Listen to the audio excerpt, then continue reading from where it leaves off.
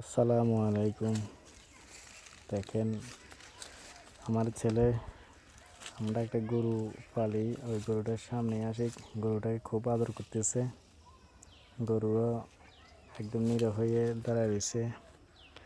আসলে গরুগুলো আসলে ছোটো বাচ্চা, আমরা যেমন বাচ্চাদেরকে আদর করি, তারপরে এভাবে ছোটো বাচ্চাদেরকে লালন পালন করি, কোনো অসুখ বিসুখ হলে ডাক্তার কাছে নিয়ে যায়। এভাবে আসলে গরুগুলো, তারা কিন্তু কথা বলতে পারে না, কিন্তু আমরা যারা গরু পালি আমাদেরও দরকার গরুগুলা কিছু অসুখ বিসুখ কোনো কিছু হলে ডাক্তার দেখাবার দরকার।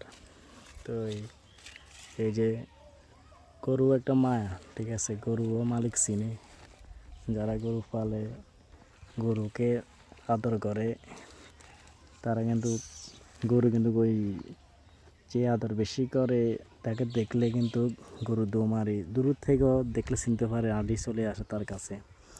ঠিক ছেলে সন্তানের মতো নয় গরু, যে আমাদের ছেলেরা যদি আমাদেরকে দেখে দৌড়ায় দূর থেকে চলে আসে, গরুগুলো এরকম আপনাকে তো চিনে, তাহলে এরা মানে আপনাকে চিনিয়ে চলে আসবে, আপনার পাশে আমি দাঁড়াবে। দেখেন, আমি তার সামনে দাঁড়ায় বসে রয়েছি, তে আমার সামনে।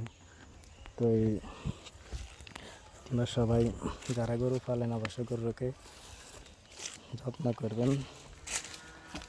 আমরা গরু দেখেন, আমি সবসময় গরুর পাগুলা ধুয়ে দিই, কেননা কাঁচরা মাছরা হলে গরুগুলা হুকে মুখে ধরে ফেললে আরেক সমস্যা, এই কারণে গরুকে সবসময় পায় পরিষ্কার রাখি।